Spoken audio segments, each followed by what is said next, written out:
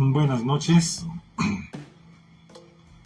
mi nombre es Darío Aguirre, estoy haciendo una transmisión múltiple, esperando que funcione.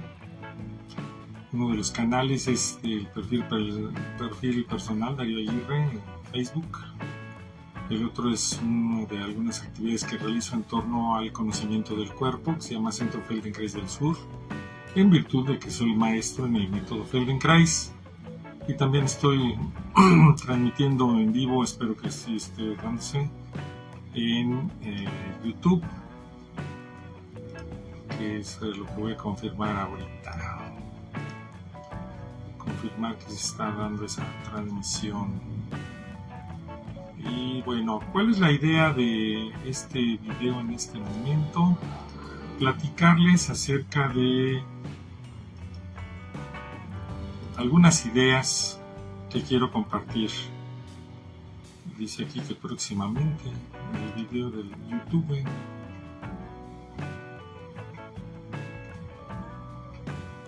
Me están esperando, pero se supone que la página ya está transmitiendo. Entendido. Ya debería estar iniciando la transmisión. Bueno, si no resulta, pues veremos qué hago. Bajo el video de uno de los canales y lo mando de nuevo al YouTube. Bueno, ¿de dónde surge la inquietud de enviar video el día de hoy en particular? Que resulta, y voy a leer de donde estoy encontrando la información, que un grupo de artistas plásticos, artistas escénicos, tienen un proyecto llamado Empatía 7, Senestesia, Antropología de las Sensaciones, una compañía que se llama Bioscénica, y que recientemente, el día 19 de febrero, presentó un espectáculo en el Centro Nacional de las Artes, una propuesta titulada Alucine, Cine de Párpados. No pude estar presente, a mí me llegó la invitación como 2 horas antes de que empezara el proyecto y el evento, y ya no podía circular, ya no podía ir para allá, pero me dijeron que estuvo muy interesante, le cerraban a las personas los ojos y las estimulaban con diferentes estímulos, valga la redundancia, de diferentes maneras, activando diferentes sentidos. Eso me pareció muy bueno, muy interesante. Y bueno, ¿por qué hicieron este espectáculo? Pues resulta, y así viene anotado en el reportaje que hicieron en la jornada, dice: sentidos sensoriales. De acuerdo con Minerva H. Trejo, directora y productora, y Miriam Beutelspecher Alcántar, en la dirección académica, nos aproximamos al concepto de senestesia y sus posibilidades a partir de la lectura del artículo Kinestesia y Senestesia, las dimensiones olvidadas, apuntes para una antropología de las sensaciones, de Héctor Darío Aguirre Arbizu. O sea, un artículo mío está siendo motivo para que unos artistas plásticos hagan un trabajo que a mí me parece muy interesante, un trabajo pues válido, ¿no? O sea, y bueno, además que en el medio luego de repente como que no siempre publican o comparten pues las fuentes de donde sacan la inspiración. A mí me ha parecido fabuloso. Desgraciadamente sí me estuvieron buscando, pero yo ya no pude en un principio, y entonces vamos a ver. Hay otras fases de ese espectáculo. Pero ¿y qué fue lo que les inspiró?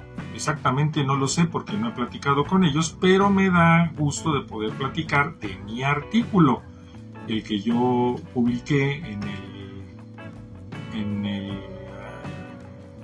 en la revista de estudios de antropología biológica. En el 2016 fue que lo publicaron. Esto fue una ponencia que hice yo en el coloquio Juan Comas un año antes, debe haber sido en noviembre, aunque no recuerdo qué número de coloquio fue. Y bueno, en este artículo hablo de el sentir el cuerpo como un concepto que se debería abordar en la antropología física, y allí hago toda una serie de consideraciones de cómo justificar en la investigación científica, antropológica, este y otros conceptos. Hago un recorrido por diferentes autores para explicar por qué la antropología física, en particular la antropología biológica, puede abordar estos conocimientos de una manera pues racional, ecuánime, coherente y válida. Por ejemplo, hago referencia a información de Viqueira del 77, que habla de cómo nuestras percepciones son moldeadas por nuestro contexto cultural, pero también hago una exposición de aspectos fisiológicos de la sensación basándome en información de neurociencias. En particular, de hecho, este libro que está aquí, Principios de Neurociencia, ya es del 2000, ya está pasadito, entre comillas pasadito, pero tiene una información muy, muy válida. El Candel se llama, ¿no? Hablo de los sentidos que comparten las siguientes cualidades. Es 1, estímulo físico proveniente del exterior del organismo, la realidad que impacta al sujeto. 2, un conjunto de fenómenos que transforman el estímulo en impulsos nerviosos, proceso llamado también transducción. Y 3, una respuesta a esa señal en forma de una percepción o experiencia consciente de la sensación. Y aquí es donde viene algo muy interesante, el concepto de conciencia de la percepción, que en principio debería poderse dar de una manera clara. ¿Y cómo sabemos que la persona está teniendo percepciones? Porque sabe expresarlas verbalmente. Obviamente una persona con un vocabulario más grande, más amplio, puede expresar en más detalle qué es lo que está percibiendo. Una persona con un vocabulario limitado o que está viviendo experiencias que nunca ha experimentado y por lo tanto no tiene conceptos para hablar de ellas, dirá, pues está fuera de mi capacidad, o dirá, no tengo palabras para expresar lo que estoy sintiendo o percibiendo. Los receptores son sensibles a diferentes estímulos y por ello tenemos diferentes sentidos. El más conocido, la vista. La vista, de hecho vivimos en una cultura visual que fomenta que todo lo tengamos que ver.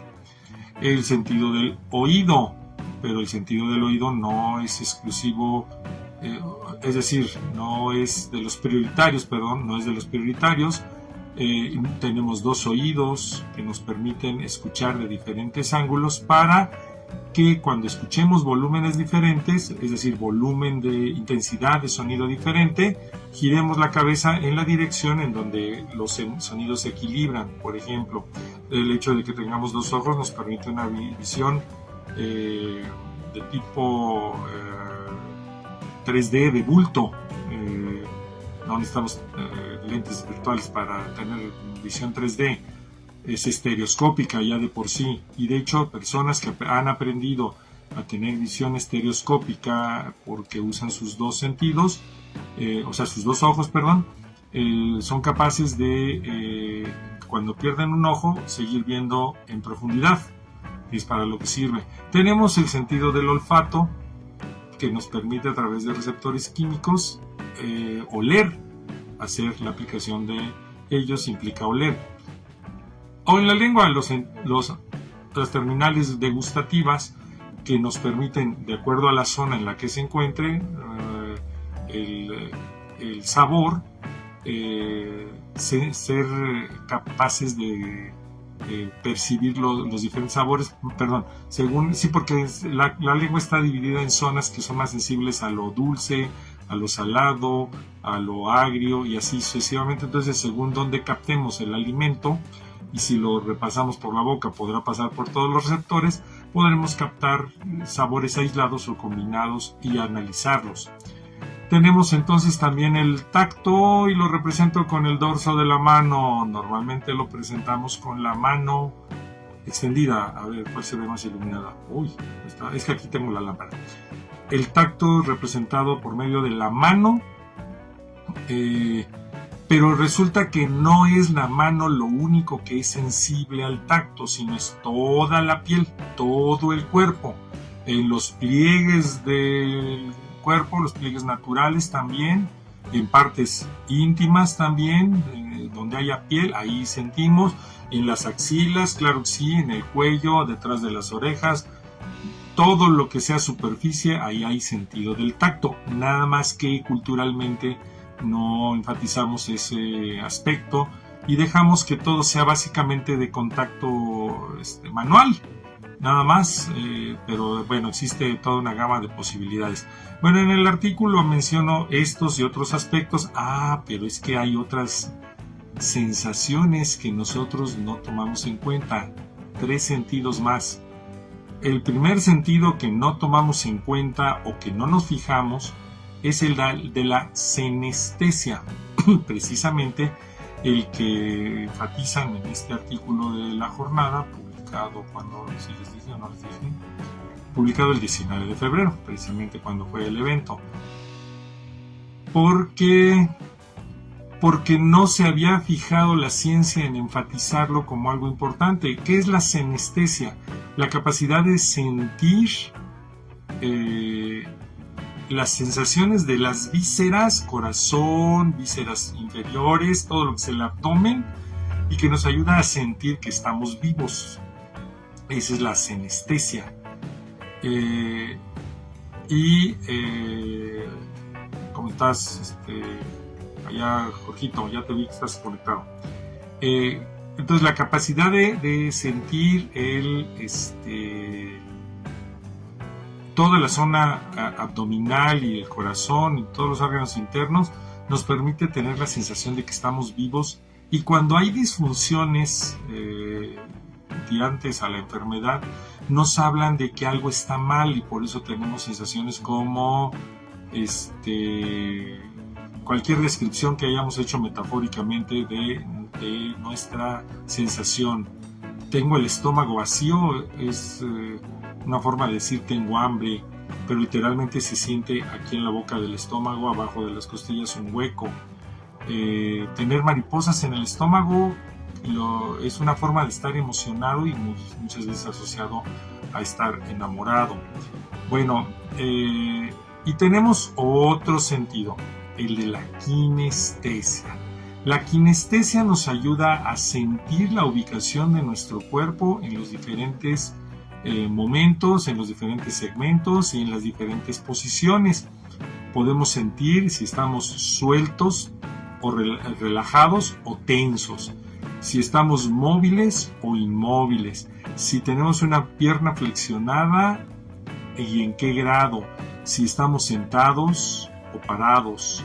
La kinestesia se percibe debido a sensores en los huesos, en los tendones y en los músculos. Llevan señales por la parte de atrás de la espalda hacia arriba, hacia el cerebro. Pero además tenemos otro sentido, que es el sentido del equilibrio, que está localizado en el oído interno. Dentro del oído auditivo tenemos otro oído, que es el oído interno, que ayuda a detectar la ubicación de nuestra cabeza en la gravedad, y con eso nos ayudamos a equilibrarnos de maneras adecuadas para además no caernos, no tener caídas en el espacio. Y aquí está la chiquita que siempre me acompaña para andarme supervisando que estoy diciendo coherencias.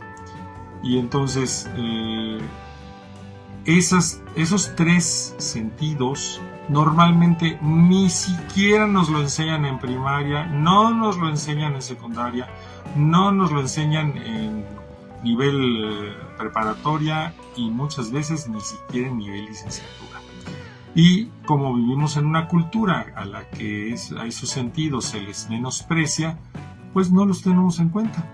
Entonces es importante saber que podemos desarrollar no solo los 5 tradicionales, sino los otros en gran medida. Voy a poner algunos ejemplos que coloco yo en mi artículo. Dice, existen múltiples ejemplos en los que la sensibilidad ha sido llevada a niveles de alto desempeño, como el caso de obreros de metalurgia capaces de percibir cambios de temperatura de unos pocos grados en el metal fundido al ver la luz que emiten, pero que son fundamentales para el proceso, para que el proceso sea correcto. Es decir, si los trabajadores aprenden a ojo calcular la temperatura de un metal, son capaces de decidir en qué momento tienen que quitarlo del fuego y en qué momento tienen que ponerse a golpearlo, golpear las piezas de metal o vaciarlo si fuera un metal líquido, para hacer que los procesos sean óptimos y no se requiere de sensores de temperatura o cosas así. De hecho, hay casos de portento en este campo.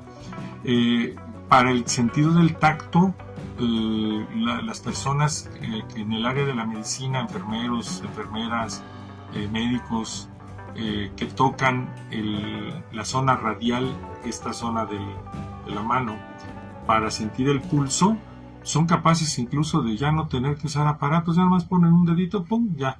Pero ¿qué creen?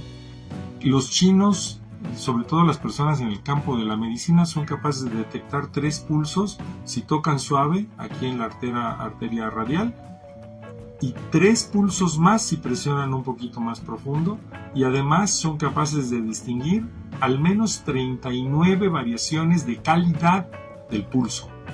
Entonces eso es una sensibilidad enorme en los dedos. Obviamente requiere de un entrenamiento largo. Un compositor y cantantes, los cantantes son capaces de escuchar música, tonos que nosotros no, los que no tenemos entrenamiento en música, podríamos no estar escuchando. Además de que ya estamos viviendo en una época en la que lo digital nos impide conocer el registro completo que antes se podía escuchar en un disco de vinil o en una grabación magnética, por ejemplo. Entonces ya, si se acostumbra uno a solo oír ciertas partes del sonido, ya no es capaz de escuchar otras. Tengo un amigo que se llama Paul Buduris, él es músico y tiene una canción en la que alguna vez me puso para que yo escuchara, y me dice: oye, ¿escuchas cuando se enciende el cigarro? ¿Qué? ¿Cuándo? ¿Qué? Entonces tuve que escuchar muchas veces la grabación para poder detectar que efectivamente al principio de la canción se oye como si prendieran, un charrasqueo, chirrasqueo, así como cuando se prende el cigarro y se le da el jalón para que se prenda bien, así se oía.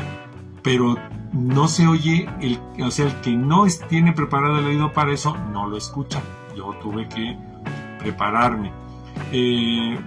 La otra experiencia que ya he mencionado y a partir de la cual he manejado el concepto de este conflicto neurótico del aprendizaje, del cual hablé en otro video, una amiga nos puso unas telas de color para distinguir en un ejercicio académico cuál de las dos telas era más oscura.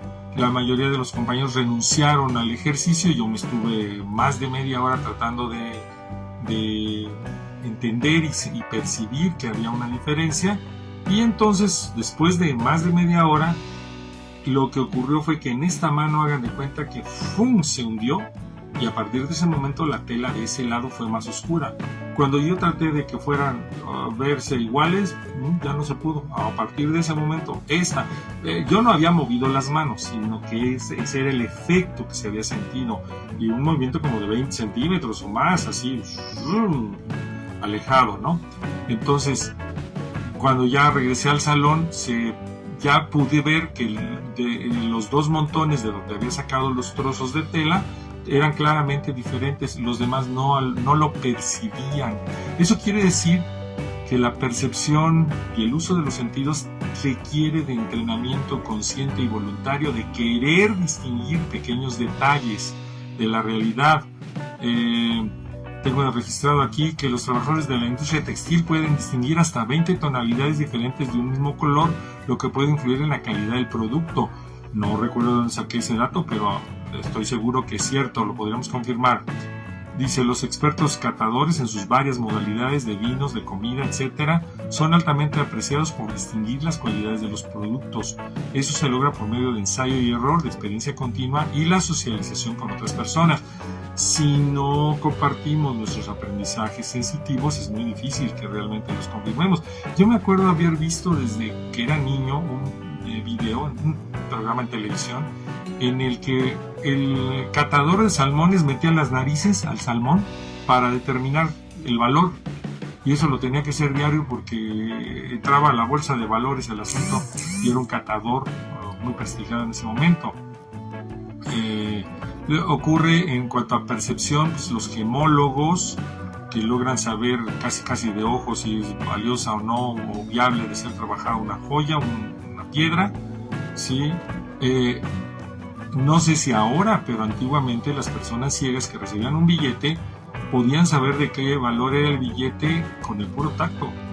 No tenían que andarles quitando como ahora hicieron, o sea, cambiando el tamaño del billete. Ahora el billete de 20 pesos en México es más pequeño que un billete de 50 y este más pequeño que uno de 100 y así sucesivamente. Bueno, tenemos filtros fisiológicos, es decir, podemos ver una gama de colores, podemos escuchar una gama de sonidos que van cambiando conforme la edad y el no uso. Si no usamos los sentidos, no distinguimos nada. Si no queremos aprender, nuestros sentidos se bloquean. No me quieres, mira, quédate con las ganas. Así nos dice el cerebro.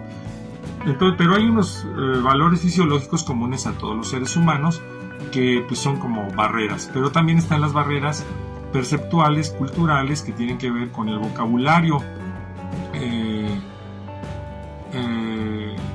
pero todos tenemos potencialmente la capacidad de ser sensibles. Y ¿qué es lo que determina la sensibilidad? Hay una ley de organización de los sentidos que se llama la ley de Weber-Fechner. Si nosotros nos imaginamos un quebrado donde en la parte de arriba colocamos un pequeño estímulo chiquito y en la parte de abajo todo el estímulo que estamos recibiendo del ambiente de ese mismo tipo que el estímulo, va a resultar que es una constante, da un valor constante. ¿Esto qué quiere decir? Que si nosotros queremos hacer que el estímulo que percibamos sea cada vez más pequeño, necesitamos quitar del denominador del quebrado o fracción, debemos hacer más pequeño el estímulo. ¿Cómo podemos entenderlo de otra manera? En el día, si observamos hacia el cielo, y si no hay muchas nubes, podemos ver el cielo azul, pero no vamos a poder ver las estrellas porque está el sol. El sol emite una luz muy intensa y no nos permite ver las estrellas, pero las estrellas están ahí y solo las vemos hasta que el sol cae, el sol se pone. Entonces empezamos a ver precisamente del lado contrario al poniente, en el oriente empezamos a ver las estrellas hasta que yéndose completamente el sol, ahí aparecen. Las estrellas emiten un estímulo muy pequeño comparado con el sol y ahora sí podemos verlo en las noches. Claro, cada vez menos porque hay demasiada luz. ¿Qué es lo que necesitamos entonces? Quitar los estímulos grandes para percibir los pequeños en cualquiera de las modalidades. Ahorita hablé nada más por decirlo en una de la visual, pero el auditivo es lo mismo. ¿Qué pasa si nosotros en la noche nos ponemos a escuchar música? Conforme avanza la noche, le vamos a tener que bajar el volumen, y hago una expresión kinestésica de los controles antiguos. Tenemos que bajarle el volumen al sonido, al aparato. Ahora tal vez sea así, o apretando un botoncito, no sé. Pero tenemos que bajarle porque se empieza a oír como molesto, como demasiado alto. Y si nos trasnochamos, digamos, estamos hasta la 1, 2 de las noches trabajando, pero escuchando música, le vamos a tener que bajar mucho el volumen para poder apreciar mejor la música. Pero ¿qué pasa en la mañana? Que ya hay más ruido ambiente, el de la propia casa y el de afuera. Ya no percibimos el sonido con el que estábamos a las 2 de la mañana escuchando la música. Tenemos que volver a subirle. Entonces nos hemos hecho sensibles al sonido. Hola Victoria, saludos. nos hemos vuelto sensibles al sonido cuando ya hemos quitado el sonido ambiente auditivo. Y bueno, entonces, ¿qué otra cosa? En la kinestesia somos, fisiológicamente hablando, capaces de sentir y percibir diferentes aspectos de la realidad con los músculos, los huesos y la piel. La sinestesia o sensación de los órganos internos y su existencia, el dolor, ese es otro sentido, el del dolor, que está hablando del exceso de funcionamiento de daño. Tensión muscular en la elongación, es decir, en el alargamiento de los músculos. Y contracción, así como torsión. Tenemos el brazo torcido, eso lo percibimos por la kinestesia. Sensación de peso en el cuerpo, aquí, y sensación de que cargamos objetos. Aquí estoy cargando mi botella de agua, puedo sentir, incluso aprender a calcular el peso de ella. Ubicación de la cabeza, como había mencionado hace rato. Sin embargo, estas dimensiones perceptivas han sido olvidadas, han sido dejadas de ladito, no son tan notorias como debería ser.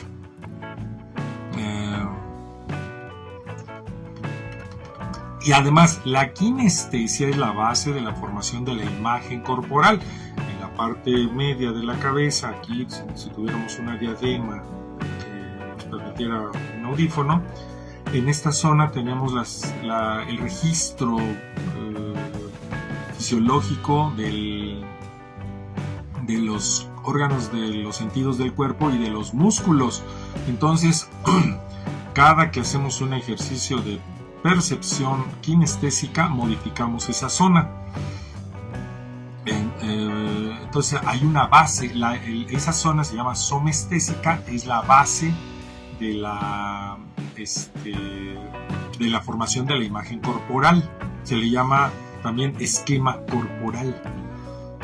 Cuando modificamos el esquema corporal o forma de percibir la musculatura, en ese momento estamos trabajando con la imagen corporal. ¿Quién necesita cambios en la imagen corporal? Pues prácticamente todos, sobre todo aquellos que no se perciben adecuadamente en su cuerpo. Todos aquellos que tienen problemas de percepción requieren de hacer trabajo para percibir y entender sus distorsiones. Ahora le llaman disforia. Déjenme ver qué más estoy leyendo.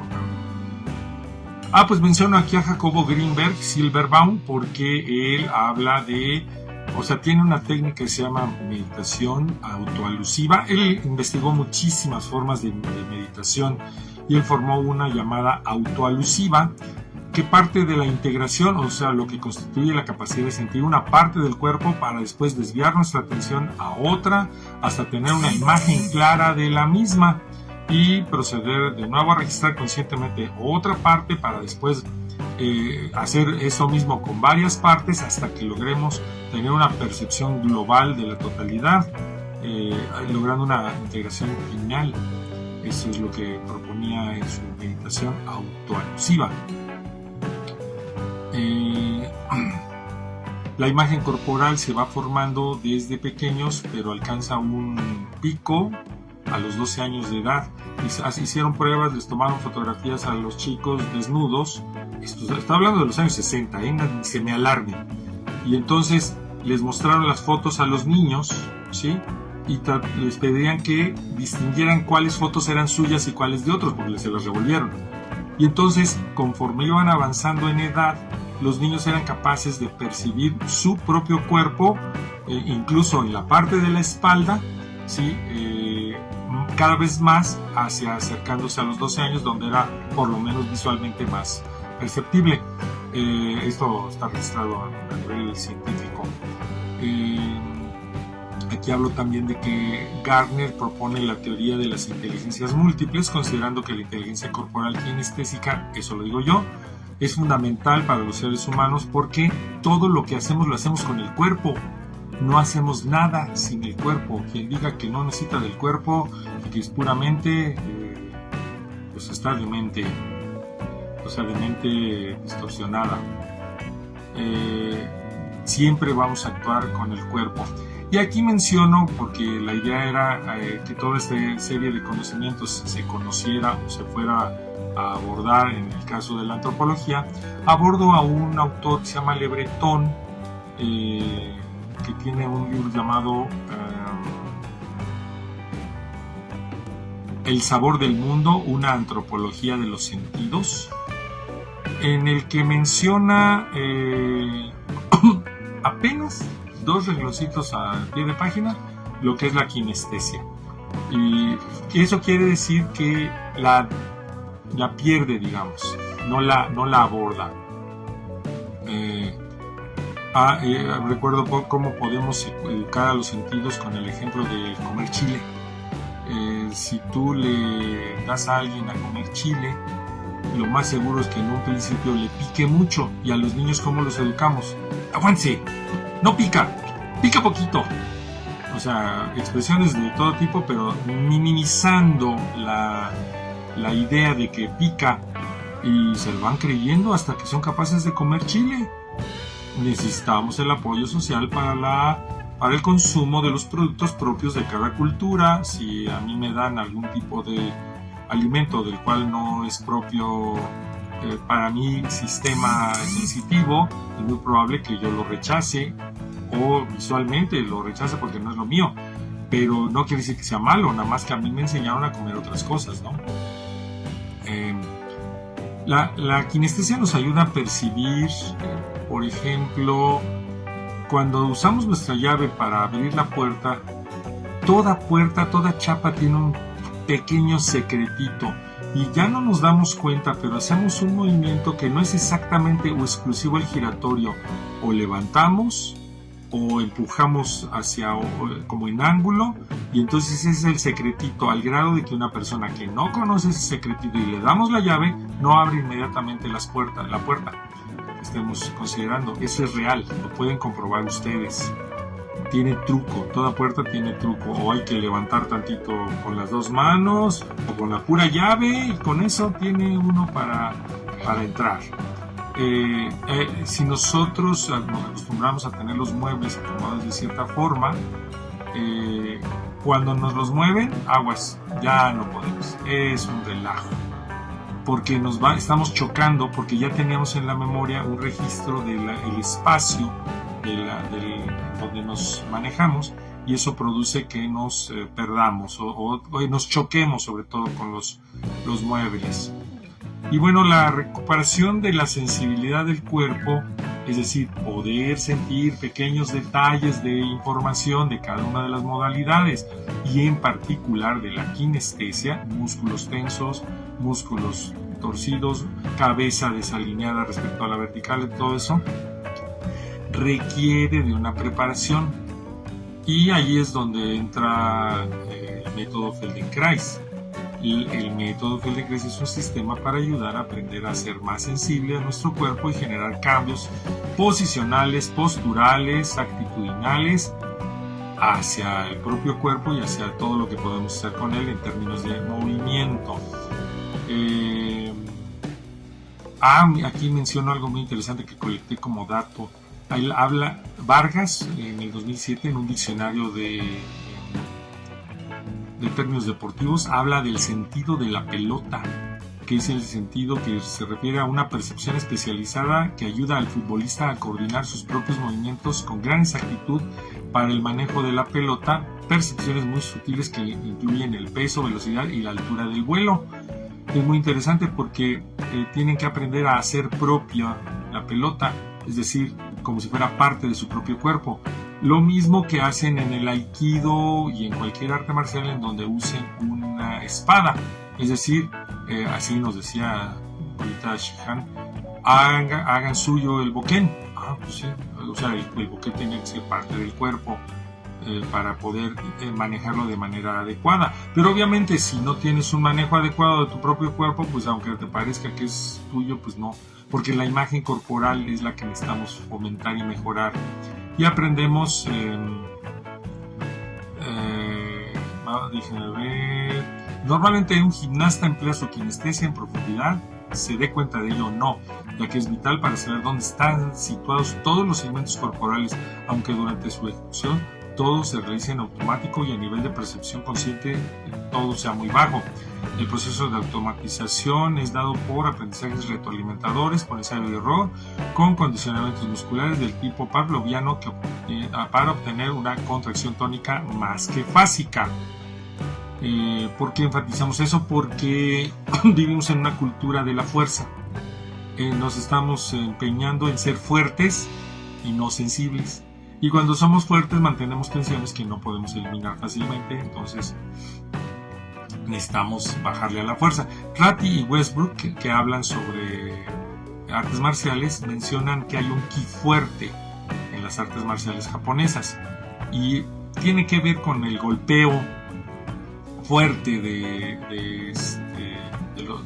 cuerpo, pero existe el ki suave y ese se manifestaría más bien en elementos como el tai chi, más que bueno, ahí hablan de chi en esas artes, ¿no? Y bueno, déjenme ver qué otra cosa pudo haber sido. Hablo más de kinestesia que de senestesia, curiosamente, pero a ellos les despertó la idea, pero lo que retoman mucho es la parte del título que dice antropología de los sentidos. Yo le puse aquí apuntes para una antropología de las sensaciones, de las sensaciones aquí, y ellos le pusieron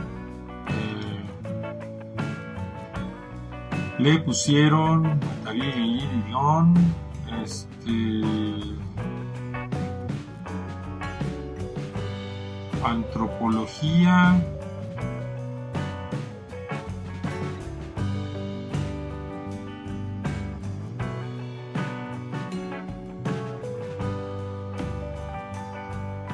bueno, antropología de las sensaciones le llaman a su proyecto.